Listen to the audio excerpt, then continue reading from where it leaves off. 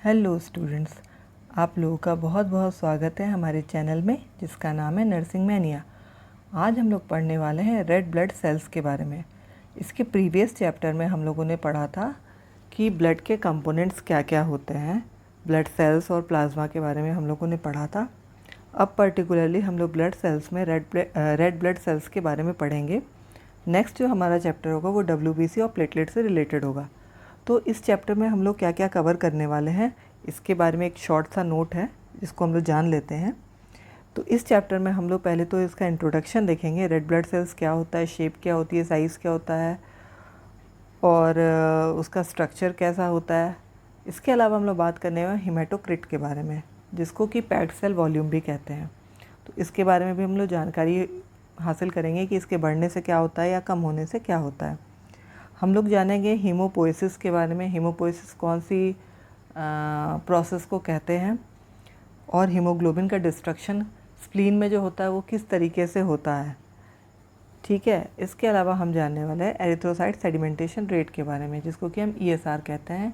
ESR क्या होता है, किस कंडीशन में बढ़ता है, तो ये सब हम लोग जानने वाले हैं। बहुत ही इंटरेस्टिंग होने वाला है आज का चैप्टर। तो चलिए शुरू करते हैं। तो सबसे पहले हम लोग RBC के इंट्रोडक्शन पे आते हैं कि RBC है क्या। तो सबसे पहले आप एक चीज़ जानो कि ब्लड जो होता है, ब्लड में ब्लड सेल्स होते हैं और प्लाज्मा होता है। 45% जो है ब्लड सेल्स होते हैं और 55% प्लाज्मा होता है। ब्लड सेल्स का जो सबसे मेजर कंपोनेंट है वो RBCs है। इसके अलावा WBC और प्लेटलेट भी होते हैं। ये 3 कंपोनेंट्स होते हैं ब्लड सेल्स के। तो RBC जो होता है वो, उसमें कोई भी न्यूक्लियस नहीं होता है और कोई भी ऑर्गेनेल्स नहीं होता है। अब इसका क्या मतलब हुआ? इसका मतलब हुआ जो RBCs की जो सेल्स होती है, जो कोशिका होती हैं, उसमें कोई भी केंद्रक नहीं होता, ना ही कोई कोशिकांग होता है। इसकी वजह से ये डिवाइड नहीं हो पाता, ये अपनी संख्या नहीं बढ़ा पाता। ठीक है, 120 डेज़ इसका लाइफ टाइम होता है। 120 डेज़ के बाद ये जाकर के स्प्लीन में ख़त्म हो जाता है। इसका डायामीटर जो है वो 7.2 माइक्रोमीटर है। 7.2 माइक्रोमीटर है। सरफेस एरिया जो है वो 120 स्क्वायर माइक्रोमीटर है और वॉल्यूम जो है 90 क्यूबिक माइक्रोमीटर है।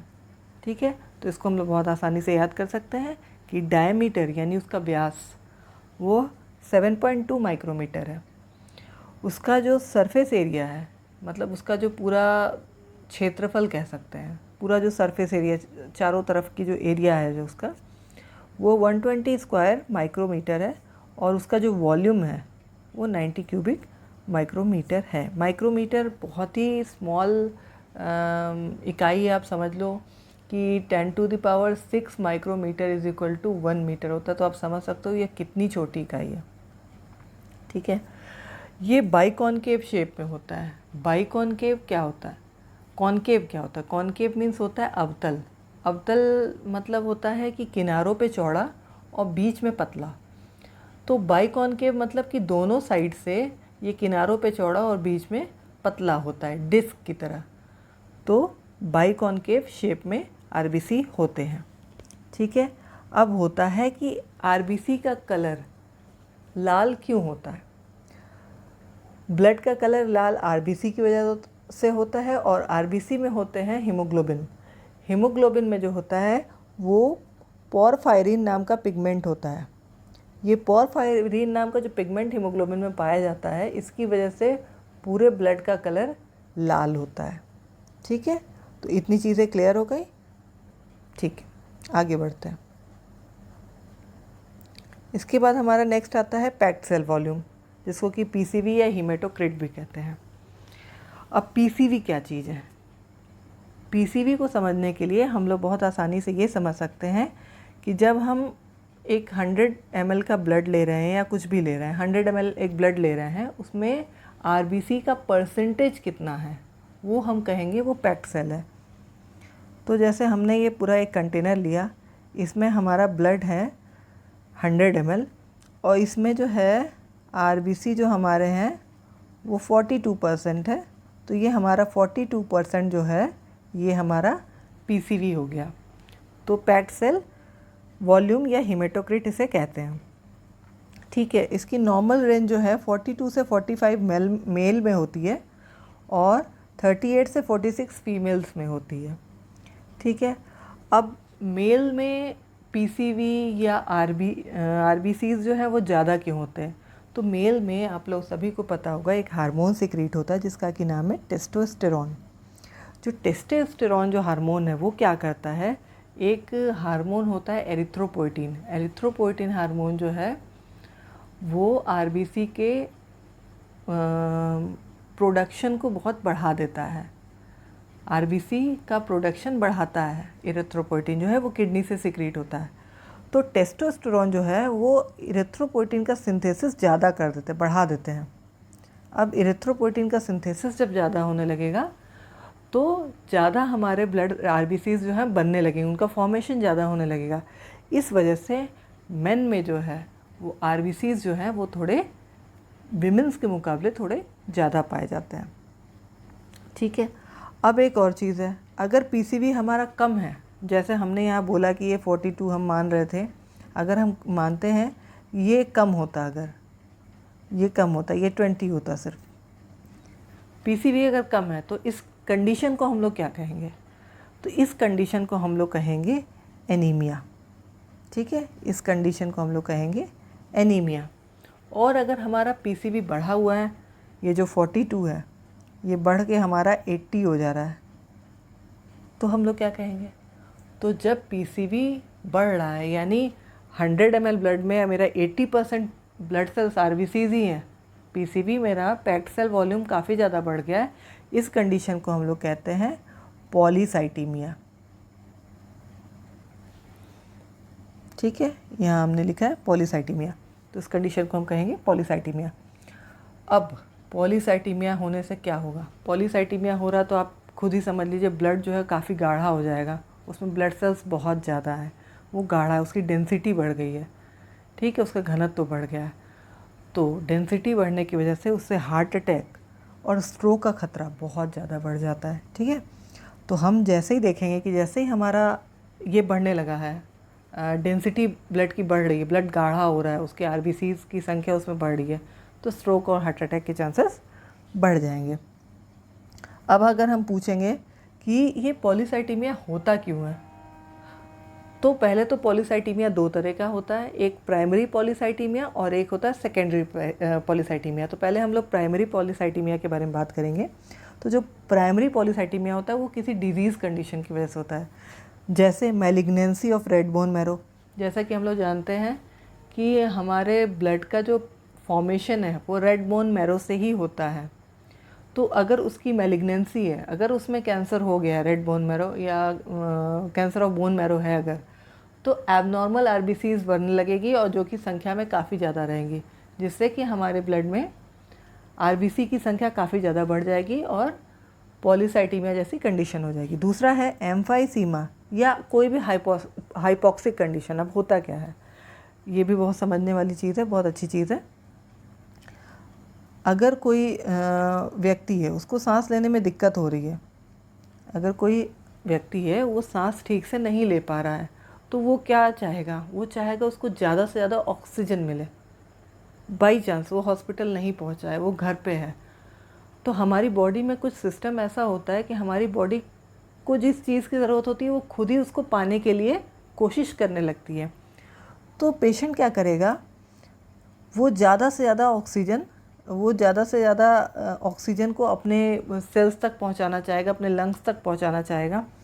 तो जैसा कि हम लोग जानते हैं कि एक आरबीसी जो होता है, एक जो एचबी हीमोग्लोबिन जो होता है आरबीसी में, वो 4 ऑक्सीजन मॉलिक्यूल कैरी करता है। तो जब पेशेंट को सांस लेने में दिक्कत हो रही है तो बॉडी अपने आप से इरिथ्रोपोइटिन उसका हार्मोन ज़्यादा सिक्रीट होने लगेगा और आरबीसी का प्रोडक्शन अपने आप बढ़ जाएगा। आरबीसी का प्रोडक्शन जब अपने आप बढ़ जाएगा, वो बॉडी अपने आप आरबीसी का प्रोडक्शन बढ़ा देगी कि वो ज़्यादा से ज़्यादा आरबीसी बने, कि वो ज़्यादा से ज़्यादा ऑक्सीजन जो है वो लेके आ सके, ज़्यादा से ज़्यादा ऑक्सीजन को वो हमारे बॉडी तक पहुंचा सके। ठीक है, तो इसलिए कोई भी हाइपॉक्सिक कंडीशन में क्या होगा, बॉडी अपने आप ढेर सारे आरबीसी का प्रोडक्शन कर देती है कि ज़्यादा से ज़्यादा ऑक्सीजन उसको मिल पाए। ठीक है, अब होता है सेकेंडरी पॉलीसाइटीमिया, जिसको कि हम लोग आर्टिफिशियल पॉलीसाइटीमिया भी कहते हैं। इसको हम लोग आर्टिफिशियल पॉलीसाइटीमिया भी कहते हैं। ये जो होता है ये हाई एल्टीट्यूड पे, अगर बहुत ऊंचाई पे लोग रहते हैं या बहुत ऊंचाई पे हम जाके एक्सरसाइज करते हैं, उस कंडीशन में जो पॉलीसाइटीमिया होता है उसको हम आर्टिफिशियल पॉलीसाइटीमिया कहते हैं। तो ये एक तरह से आप समझ लो ये पेशेंट में कोई डिजीज़ कंडीशन नहीं होती, पेशेंट को कोई प्रॉब्लम नहीं होती, लेकिन वो ऊपर जाके एक्सरसाइज करके वो ज़बरदस्ती हाइपॉक्सिक कंडीशन क्रिएट कर रहा है। उसको कोई दिक्कत नहीं है, बट वो हाइपॉक्सिक कंडीशन क्रिएट कर रहा है, इसकी वजह से उसका आरबीसी का प्रोडक्शन ज़्यादा हो जाता है। ठीक है, दूसरा है बहुत ही इम्पॉर्टेंट ईपोएटिन अल्फ़ा। ईपोएटिन अल्फ़ा जो है इसको अगर इसका एडमिनिस्ट्रेशन करते हैं, ईपोएटिन अल्फ़ा ये नाम देख लीजिए, तो इसका अगर एडमिनिस्ट्रेशन बॉडी में करते हैं आर्टिफिशियली तो भी हमारे आरबीसी का प्रोडक्शन ज़्यादा होता है। अब ये इतना इम्पॉर्टेंट क्यों है? ईपोएटिन अल्फ़ा वही ड्रग है या वही आप कह सकते हैं जिसको एथलीट जो है यूज़ करते हैं डोपिंग के लिए। तो ये बैंड है और अभी भी कई एथलीट है जो इसको यूज़ कर लेते हैं कभी कभी डोपिंग पर्पस के लिए। ठीक है, तो ये नाम याद रखिएगा ईपोएटिन अल्फ़ा। आगे बढ़ते हैं, अगला आता है हीमोग्लोबिन। हीमोग्लोबिन क्या? अभी हम लोग सुन रहे थे आरबीसी है, आरबीसी है। अब हीमोग्लोबिन क्या है? हीमोग्लोबिन जो है आरबीसी का ही एक पार्ट है। ये आरबीसी के साइटोप्लाज्म में पाया जाता है। ठीक है, और टोटल सेल का 33% हीमोग्लोबिन होता है। ठीक है, हीमोग्लोबिन जो है वो मेनली 3 चीज़ों से मिलकर के बना होता है। सबसे पहला जो होता है वो होता है प्रोटीन, सबसे पहला होता है प्रोटीन, दूसरा होता है आयरन और तीसरा होता है डाई। डाई जो होता है वो वही है पोरफाइलिन जो पिगमेंट होता है, वही पोरफाइलिन पिगमेंट की वजह से ही HB जो है वो रेड कलर जो है ब्लड को प्रोवाइड करता है। प्रोटीन जो होता है वो मोस्टली ग्लोबिन होता है और जो इसमें आयरन होता है वो हीम होता है। ठीक है, तो जो पूरे आरबीसी है उसका 33% जो है वो हीमोग्लोबिन होता है। इसकी नॉर्मल जो है वैल्यू होती है, एवरेज अगर माना जाए तो 15 मेन में होती है और 14 विमेंस में होती है। थोड़ा बहुत ऊपर नीचे होता है, बट एक एवरेज अगर लेके चला जाए तो 15 एंड 14। ठीक है, हर एक हीमोग्लोबिन 4 O2 कैरी करता है। अभी हम लोगों ने ये बात की कि एक हीमोग्लोबिन जो है 4 O2 कैरी करता है। ठीक है, इसमें पोरफायरिन नाम का पिगमेंट होता है और प्रोटीन ग्लोबुलिन होता है। ये तो हम लोगों ने अभी बात की कि इसमें एक प्रोटीन होता है, आयरन होता है और पोरफायरिन पिगमेंट होता है। तो इतनी चीज़ें इसमें होती हैं। ठीक है, अब लाइफ स्पैन जो है आरबीसी का वो 120 डेज़ का है, सॉरी 120 डेज़ का इसका लाइफ स्पैन है। और 120 डेज़ के बाद जो आरबीसी है वो स्प्लीन में जाके मर जाती है। इसलिए स्प्लीन को जो है आरबीसी का ग्रेवयार्ड कहते हैं या आरबीसी की कब्रिस्तान कहते हैं, क्योंकि जो आरबीसी है वो वहीं जाके ख़त्म होती है। ठीक है, अब 1 ग्राम हीमोग्लोबिन जो है उसमें 3.34 mg आयरन होता है। तो हम अगर 100 ml ब्लड की बात करें तो उसमें कितना आयरन होगा अगर हमें निकालना हो, तो हम मान के चलते हैं कि पेशेंट की बॉडी में 15 ग्राम पर DL हीमोग्लोबिन है, तो 3.34 इंटू 15 ये नियर अबाउट आएगा आपके 50.1। तो हम ये कह सकते हैं कि लगभग 50 ग्राम जो है 50 mg जो है आयरन उस पेशेंट की जिसका 15 ग्राम हीमोग्लोबिन है ग्राम पर DL उसकी बॉडी में पाया जाएगा। ठीक है, आगे बढ़ते हैं। आगे आता है हीमोपोएसिस। हीमोपोएसिस क्या है? बहुत नाम सुना होगा। तो हीमोपोएसिस क्या होता है? बहुत ही सिंपल सा ये एक प्रोसेस है।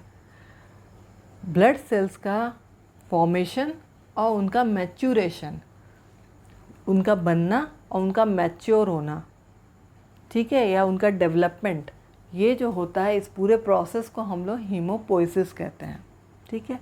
अब अगर हम पर्टिकुलरली बात करें आरबीसीज़ के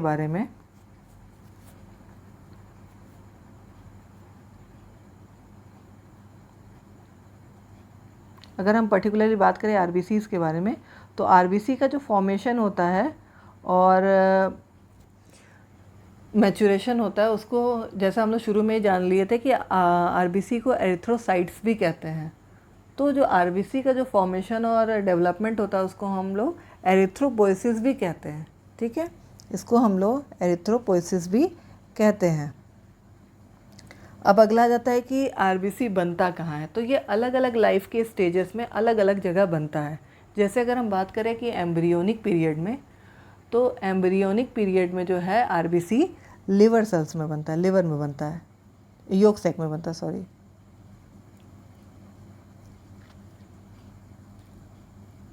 फॉर द मिस्टेक।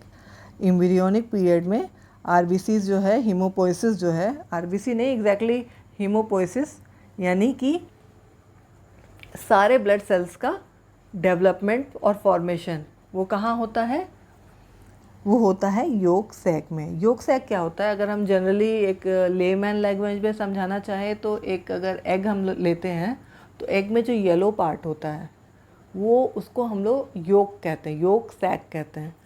तो जो भी जब तक एम्ब्रियो में बेबी होता है, जब एम्ब्रियो रहता है तो वो सारा न्यूट्रिशन जो है वो योक सैक से लेता है। तो एम्ब्रियोनिक पीरियड में जो ब्लड सेल्स है वो कहाँ बनते हैं, हीमोपोइसिस कहाँ होता है, योक सैक के थ्रू होता है, ठीक है। अब जैसे ही फीटस हुआ लगभग 2 से 6 महीने तक, 2 से 6 महीने तक फीटस है, बेबी है, अभी पैदा नहीं हुआ है, वो एब्डोमेन में है, सेकेंड ट्राइमेस्टर तक लगभग, वो आरबीसी या फिर सारे ब्लड सेल्स का हीमोपोइसिस जो है वो कहाँ पे होगी, तो up to 6 month in foetus stage जो हीमोपोइसिस है वो लिवर में होगा, ठीक है।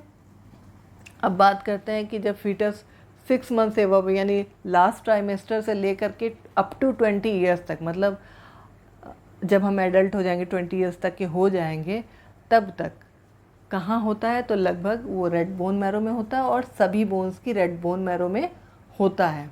लेकिन आफ्टर 20 ईयर्स, जब 20 ईयर्स बीत जाएंगे तब फिर सारे बोन्स की रेड बोन मैरो में नहीं होता है। रीज़न क्या है उसका सबसे बड़ा ये रीज़न है कि कुछ फैट डिपोजिशन हो जाता है, जिसकी वजह से बहुत सारे रेड जो बोन मैरो है वो येलो बोन मैरो में कन्वर्ट हो जाती हैं, ठीक है। तो जब आफ्टर 20 ईयर्स जो है वो लॉन्ग बोन्स की एपिफाइसिस में या ट्रेबेक्यूली ऑफ स्पॉन्जी बोन्स, ठीक है, उनमें ही सिर्फ फॉर्मेशन होता है, उनके रेड बोन मैरो में फॉर्मेशन होता है, ठीक है। तो इसका एग्जांपल क्या है, जैसे लॉन्ग बोन के एपिफाइसिस का और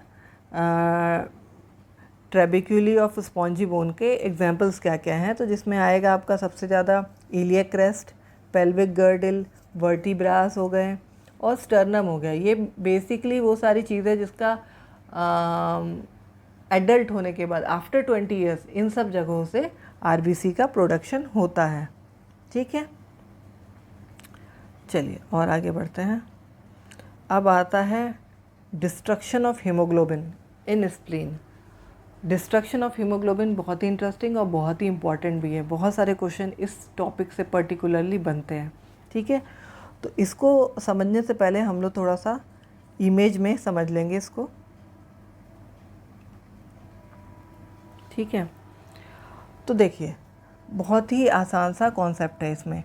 ये हीमोग्लोबिन जो होता है वो 2 पार्ट में टूटता है, हीम में और ग्लोबिन में, ठीक है, हीम में और ग्लोबिन में 2 पार्ट में टूटता है। तो जो हीम में जो टूटा वो फिर फर्दर डिवाइड होता है आयरन में, ठीक है, और बिलीवर्डिन में, बिलीरुबिन नहीं, याद रखिएगा, बिलीवर्डिन में। जो हीम टूटता है वो बिलीवर्डिन में टूटता है, ठीक है।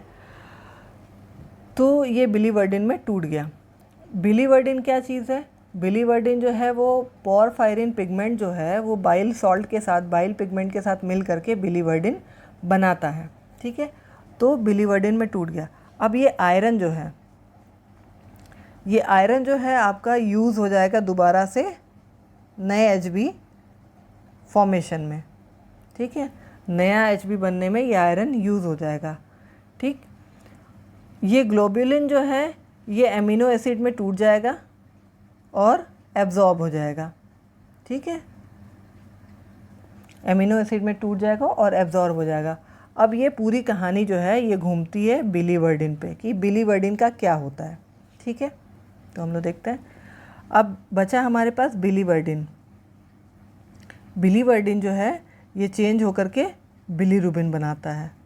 ठीक है, बिलीरुबिन बनाया। अब ये बिलीरुबिन जो होता है वो येलो कलर का पिगमेंट होता है। ठीक है, ये एक येलो कलर का पिगमेंट होता है।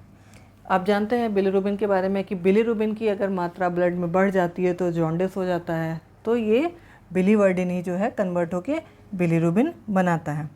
अब बिलीरुबिन क्या करता है?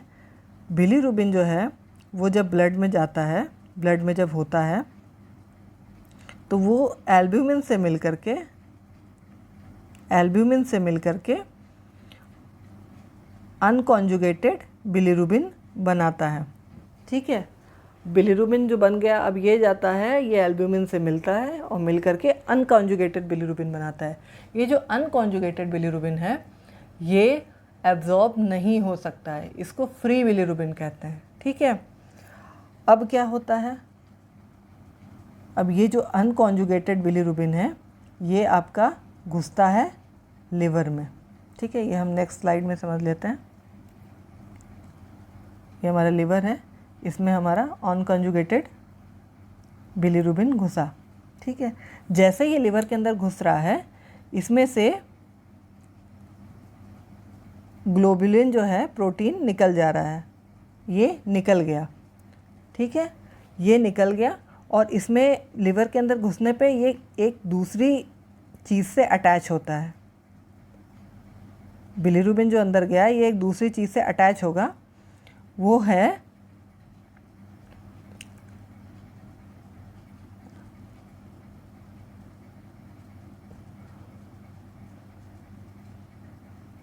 ग्लूक्यूरोनिक एसिड। ठीक है, इसको मैं पूरा नाम लिख दे रही हूँ कि आप इसको नोट कर लें। ग्लूक्यूरोनिक एसिड के साथ ये अटैच होता है। जैसे ये ग्लूक्यूरोनिक एसिड के साथ अटैच होता है, अब जब ये निकलेगा तब जब ये जो बिलीरुबिन होगा ये होगा कॉन्जुगेटेड बिलीरुबिन। ठीक है, तो लिवर में घुसा था अनकॉन्जुगेटेड बिलीरुबिन। ठीक है, इससे ग्लोबुलिन अलग हो गया, ग्लूक्यूरोनिक एसिड जो है उससे अटैच हो गया। अब जो बिलीरुबिन ग्लूक्यूरोनिक एसिड के साथ मिल करके बना वो कॉन्जुगेटेड बिलीरुबिन है। अब ये जो कॉन्जुगेटेड बिलीरुबिन है ये वाटर सॉल्यूबल है। वाटर सॉल्यूबल है, इसका मतलब ये घुल जाएगा और ये अब एक्सक्रीट हो सकता है, एक्सक्रीट होने के लिए तैयार है। ठीक है, अब क्या होता है?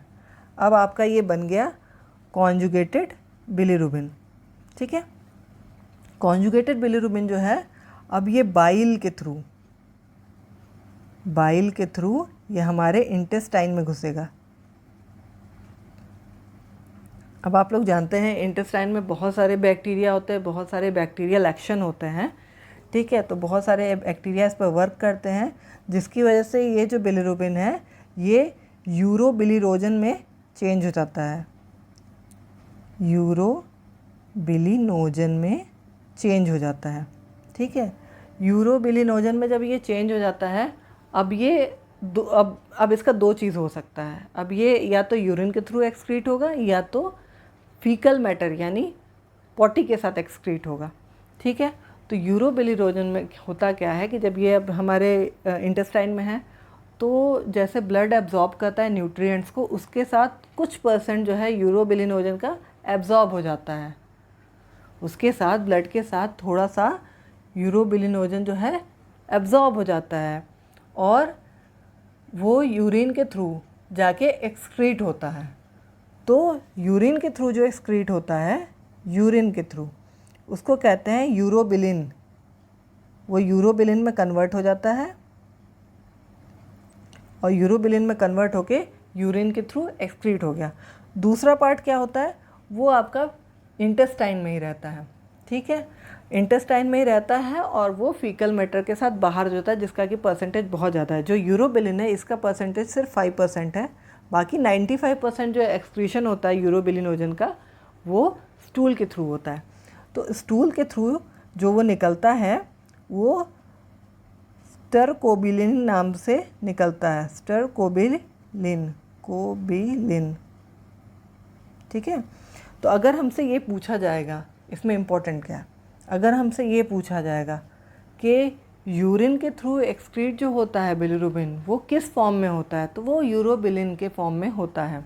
उसका परसेंटेज क्या है, तो वो सिर्फ 5% एक्सक्रीट होता है। यूरिन का कलर जो है पेल येलो किसकी वजह से होता है, तो इसी की वजह से होता है। अगर हम बात करें स्टूल का कलर जो है ब्राउनिश येलो किस वजह से होता है, तो स्टरकोबिलिन की वजह से होता है, ठीक है। अगर स्टूल में किस फॉर्म में यूरोबिलिनोजन जो है बाहर होता है, तो स्टरकोबिलिन के फॉर्म में वो बाहर होता है, ठीक है। ठीक है, तो ये हो गया पूरा डिस्ट्रक्शन ऑफ हीमोग्लोबिन कैसे कैसे होता है, कैसे उसका एब्जॉर्प्शन होता है और कैसे एक्सक्रीशन होता है। तो अब हम लोग चले जाते हैं अपनी प्रीवियस स्लाइड पे। तो ये हमारा डिस्ट्रक्शन ऑफ हीमोग्लोबिन हो गया। जैसे कि इसमें लिखा है कि हीमोग्लोबिन पहले ब्रेक डाउन होता है हीम और ग्लोबिन में, हम लोगों ने इसके बारे में बात की। हीम जो है फर्दर ब्रोक होता है आयरन में और बिलीवर्डिन में, बिलीवर्डिन नॉट बिलीरुबिन, ठीक है। बिलीवर्डिन जो है वो बाद में बिलीरुबिन में कन्वर्ट होता है। फिर बिलीरुबिन क्या होता है, वो एल्ब्यूमिन के साथ अटैच होता है और अनकॉन्जुगेटेड बिलीरुबिन बनाता है, ठीक है। अब जब ये अनकॉन्जुगेटेड बिलीरुबिन वापस से लिवर में जाएगा तो इससे एल्ब्यूमिन अलग हो जाता है और ये जो है ग्लूकुरोनिक एसिड के साथ मिल करके कॉन्जुगेटेड बिलीरुबिन बना देता है, ठीक है। कॉन्जुगेटेड बिलीरुबिन जब बना दिया तो अब ये वाटर सॉल्यूबल हो गया, अब ये पानी में घुल सकता है और अब ये एक्सक्रीट हो सकता है। इसके बाद ये इंटेस्टाइन में बाइल के थ्रू इंटर करता है, ठीक है, ठीक है। बाइल के साथ, बाइल पिगमेंट के साथ ये काम करके जो है यूरोबिलिनोजन में चेंज हो जाता है। यूरोबिलिनोजन में जब चेंज हो जाता है, ठीक है, बैक्टीरियल एक्शन के बाद, तो ये दो तरह से एक्सक्रीट होता है, या तो ये रीएब्जॉर्ब हो गया ब्लड में और यूरोबिलिन में कन्वर्ट हो गया और यूरिन से सिक्रीट हो गया, ठीक है, या तो ये स्टरकोबिलिन में कन्वर्ट हो गया और स्टूल के थ्रू बाहर जा रहा है, ठीक है। तो ये दो प्रोसेस है, इसको याद कर लेना। ये पूरी चीज़ें हम लोगों ने कवर कर ली। नेक्स्ट आते हैं आगे। अब है हमारा erythrocyte sedimentation rate. Erythrocyte sedimentation rate क्या होता है, तो एरिथ्रोसाइट सेडिमेंटेशन रेट क्या होता है कि एंटीकोगुलेंट के साथ मिलाने पर, आरबीसीज को जब हम एंटीकोगुलेंट से मिलाते हैं तो एक स्पेशल ट्यूब होती है, उस ट्यूब में कितने देर में जो है एरिथ्रोसाइट्स जो है वो बैठ जा रहे हैं या सेटल डाउन हो रहे हैं। तो वो सेटल डाउन होने का जो टाइम होता है, सेटल डाउन होने का जो रेट होता है, एग्जैक्टली जो सेटल डाउन होने का जो रेट होता है उसको हम लोग एरिथ्रोसाइट सेडिमेंटेशन रेट कहते हैं, ठीक है। तो जो एरिथ्रोसाइट सेडिमेंटेशन रेट है, जो आरबीसी के सेटल डाउन होने का एंटीकोगुलेंट से मिलने के बाद जो रेट होता है, वो कोई लेबोरेटरी, मतलब स्पेसिफिक लेबोरेटरी टेस्ट नहीं बताता कि हाँ ESR इसका पॉजिटिव है तो इसको ये बीमारी होगी, नहीं, ये ऐसा नहीं होता है। ये जनरली एक कंडीशन बताता है। ESR, रेज्ड ESR जो होता है वो एक कंडीशन बताता है। रेज्ड ESR कब होता है, तो रेज्ड ESR जो होता है वो आपका जब भी आपका इन्फ्लामेशन होता है बॉडी में, कहीं भी जब भी कहीं भी बॉडी में इन्फ्लामेशन होता है तो आपका ESR रेज्ड आएगा, ठीक है। और ESR रेज्ड जो है आपकी प्रोग्नोसिस भी एक्सप्लेन करता है। अगर किसी पेशेंट का ESR बहुत ज़्यादा तो उसकी प्रोग्नोसिस पुअर होगी, और जिसका ESR ठीक है उसकी प्रोग्नोसिस अच्छी होगी। तो ESR जो है वो आपका मार्कर मेनली इन्फ्लामेशन का होता है, इसके साथ साथ वो प्रोग्नोसिस भी बताता है किसी डिजीज़ की। ESR टेस्टिंग जो होती है उसमें एक स्पेशल मेथड यूज़ करते हैं जिसको कि वेस्टर्न ग्रेन मेथड कहते हैं। वेस्टर्न ग्रेन मेथड जो होता है वो एक वेस्टर्न ग्रेड ट्यूब होती है, ठीक है। वेस्टर्न ग्रेड ट्यूब में जो है हम लोग 4:1 के रेशियो में ब्लड और सोडियम साइट्रेट लेते हैं, ठीक है। 4:1 के रेशियो में हम ब्लड और सोडियम साइट्रेट लेते हैं और उसको एक वेस्टर्न ग्रेन ट्यूब में लेते हैं जो कि 300 mm लॉन्ग होती है।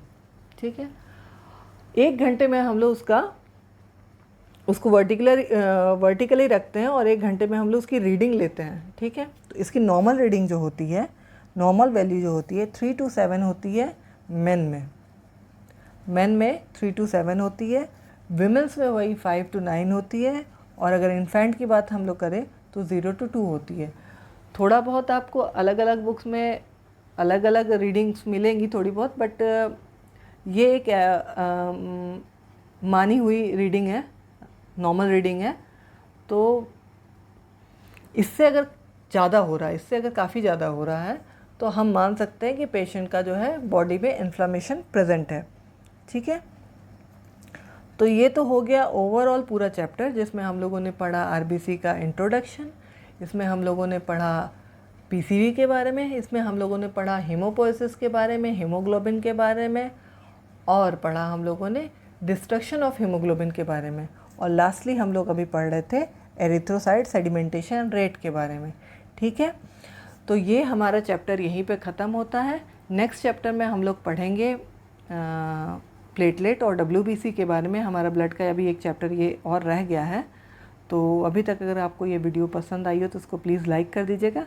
मिलते हैं अपने नए चैप्टर में, तब तक के लिए गुड नाइट।